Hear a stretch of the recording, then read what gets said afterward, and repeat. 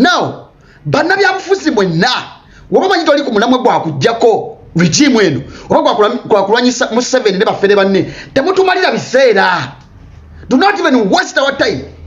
Bana babifuzi bona ba politicians, bana bagundi sima ba MP, bana sima ba councillor, bana sima ba mayor, bona ba masquerading aba opposition. Yet in actual sense they are just pursuing their personal interests.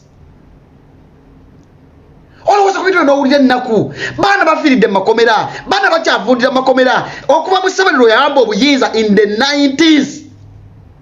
And 2000. Bantu bafudde, bantu ba sacrifices ebintu byabwe, bantu tufunye banna mwandu, tufunye basse mwandu, tufunye muleko badyawo, ebintu bizanyiramu. We are doing a disservice ba victims bonna. Abonye banye ku mulembe gwa tabayisirwa guno. Will we ever get serious and stick to the reality? But every single person is pursuing his or her personal interest. Tati singo kunuma. So you're either with us or you're against us. We better stick to the cause. But we keep on wasting our time.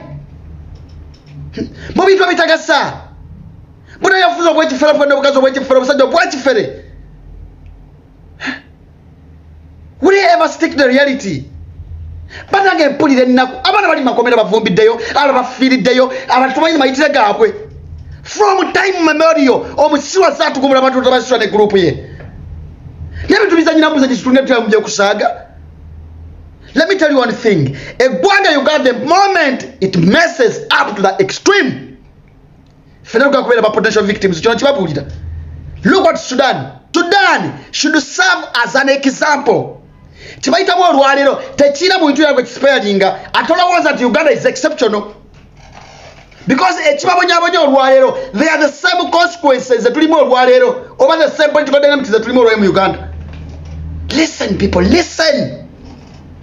Ndaba abantu gabantu babisagira mu busagizi ebyasoka abantu babisagira mu busagizi mumanyi omulabe ko tulina mu gwanga Uganda. I even aware people stranded in the diaspora tabasha kuddayo abali mu retirement netulya ebintu byabange bya bulijjo. Every single person is masquerading as someone who is fighting this regime. Yet in actual sense most of them are opportunists, most of them are fortune hunters. No mngo kuja kusema tabakulinako. Hey Jesus, Uganda choza ko no uliye nakunge kutte ku mutima ndikugambya abana bafudde from time memorial okuva mu gyechenda ale 2000 bana bafide mu kwakala kasoko wakabako kwa 2009 bano bonda ba sacrifices mu struggle and cause gituliko, but we are disappointing them. We are doing a disservice to them. Useless politicians. Mwana basega bono binja busavinga utabayisirwa. Bono binja basega busavinga utabayisirwa ngo omuntu. Bono binja businga obungi. Ande bo positioning nga bali mu struggle mbapa sunya cause eno kugitusa at the very end. No. Chino chibabulira mwenna. We are all fully accountable ku presence ya regime eno, and we are all fully accountable okugira exit. Otherwise at the end of the day embera we nebijja okusinga weri kati tali muntu yenna gwegenda kufavoringa. Period.